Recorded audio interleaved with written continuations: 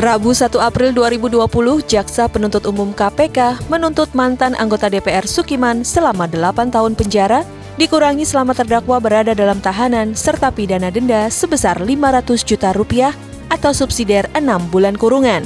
Melalui sidang yang dilaksanakan dengan video conference, KPK menyebut Sukiman terbukti menerima suap dari PLT Kadis PUPR Pegunungan Arfak Nathan Pasomba senilai 2,6 miliar rupiah dan 22.000 US dollar atau setara dengan 300 juta rupiah lebih.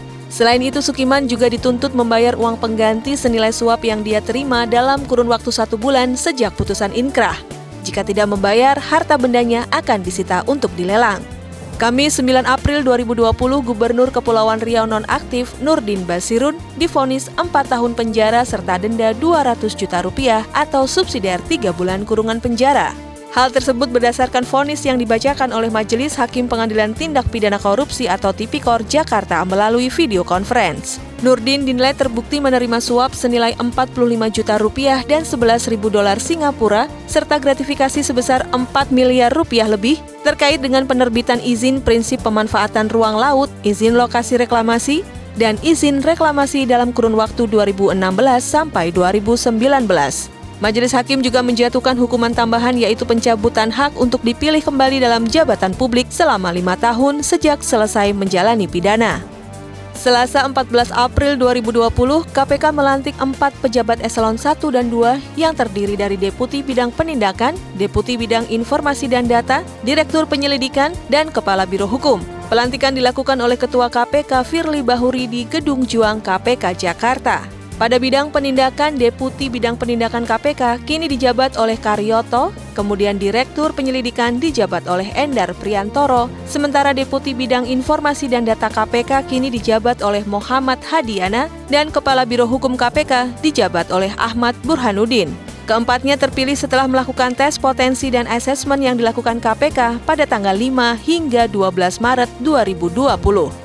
Sementara itu, Ketua KPK Firly Bahuri meminta seluruh pejabat yang dilantik untuk mengikuti aturan dan tata kerja di KPK. Firly juga berharap agar keempatnya dapat memberikan terobosan baru dalam pemberantasan korupsi, baik melalui penindakan maupun pencegahan.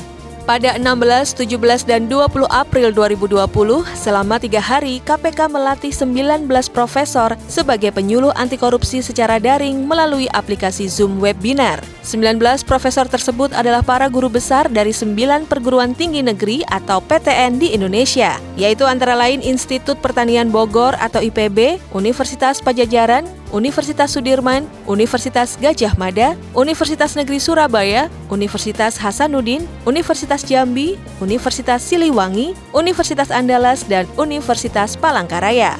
Pelatihan ini diselenggarakan sebagai bentuk kerjasama awal antara KPK dan Asosiasi Profesor Indonesia atau API. Hal ini guna meningkatkan kontribusi para profesor dalam gerakan anti korupsi di berbagai bidang disiplin ilmu sesuai dengan kepakarannya. Diketahui saat ini tercatat ada 824 penyuluh anti korupsi yang telah bersertifikat Standar Kompetensi Kerja Nasional Indonesia atau SKKNI dan asesor berjumlah 45 orang. Kamis 23 April 2020, Jaksa Penuntut Umum KPK menuntut mantan Direktur Utama PT Garuda Indonesia, Emir Syahsatar, selama 12 tahun penjara serta denda sebesar 10 miliar rupiah atau subsidiar 8 bulan kurungan penjara.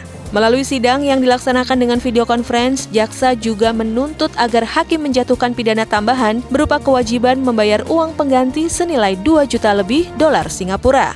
Emir Syah dinilai terbukti menerima suap dari pendiri sekaligus mantan Direktur Utama PT Mugi Rekso Abadi, Sutikno Sudarjo, agar Emir Syah dapat memuluskan sejumlah pengadaan yang sedang dikerjakan oleh PT Garuda Indonesia.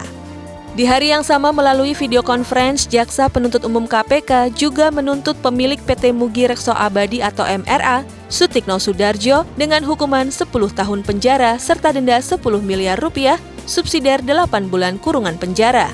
Menurut Jaksa, Sutikno dinilai terbukti menyuap Emir Syahsatar dengan total sebesar 45 miliar rupiah lebih, serta melakukan pencucian uang. Dalam tuntutannya, Jaksa juga menuntut agar hakim memberikan pidana tambahan dengan membayar uang pengganti senilai 14 juta dolar Amerika dan 11 juta euro 1 bulan setelah putusan inkrah. Di hari yang sama juga KPK bersama Pusat Kajian Anti Korupsi atau PUKAT Fakultas Hukum Universitas Gadjah Mada melaksanakan kuliah umum secara daring melalui Zoom webinar dengan tema gratifikasi, benturan kepentingan, dan korupsi pada pekan ini. Kuliah daring ini bersifat terbuka untuk umum dengan peserta sekitar 200 orang. Kuliah umum ini tidak hanya diikuti oleh dosen dan mahasiswa UGM, tetapi juga diikuti oleh sivitas akademika dari banyak kampus lainnya serta dari pihak swasta.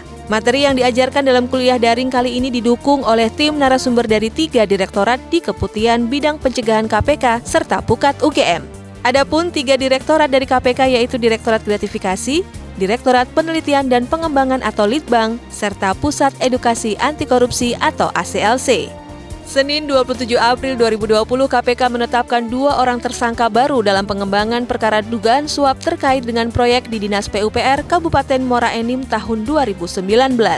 2 tersangka tersebut adalah AHB, Ketua DPRD Kabupaten Muara Enim, dan RS, PLT Kepala Dinas PUPR Kabupaten Muara Enim. Tersangka AHB diduga menerima uang sebesar 3 miliar rupiah lebih dalam kurun waktu Mei hingga Agustus 2019 dari Robi Oktavah Levi pihak swasta. Pemberian ini diduga berhubungan dengan komitmen fee perolehan Robi Oktavah Levi atas 16 paket pekerjaan di Kabupaten Muara Enim. Sementara RS diduga menerima uang sebesar 1 miliar rupiah lebih selaku PLT Kepala Dinas PUPR Kabupaten Muara Enim dari pihak swasta yang sama. Selain itu, ia juga diduga menerima 1 unit telepon genggam merek Samsung Note 10. Rabu 29 April 2020, mantan anggota DPR Sukiman divonis 6 tahun penjara dan denda 500 juta rupiah subsidiar 1 tahun kurungan. Dalam sidang yang digelar melalui video conference, Majelis Hakim Pengadilan Tindak Pidana Korupsi Jakarta menyebutkan Sukiman terbukti menerima uang 2,6 miliar rupiah dan 22.000 dolar Amerika Serikat dari total 4,41 miliar rupiah yang dijanjikan oleh PLT Kepala Dinas Pekerjaan Umum Kabupaten Pegunungan Arfak, Provinsi Papua Barat Nathan Pasomba. Uang itu digunakan untuk meloloskan alokasi dana perimbangan sebesar 49,9 miliar rupiah di APBNP 2017 dan 79,9 miliar rupiah di APBN 2018. Hakim juga memberikan hukuman tambahan untuk membayar uang pengganti 2,6 miliar rupiah dan 22.000 US dollar. Hakim pun mencabut hak politik Sukiman untuk dipilih dalam pemilu selama 5 tahun setelah menjalani masa hukuman. Demikian Kanal Buletin bulan April 2020. Salam anti korupsi.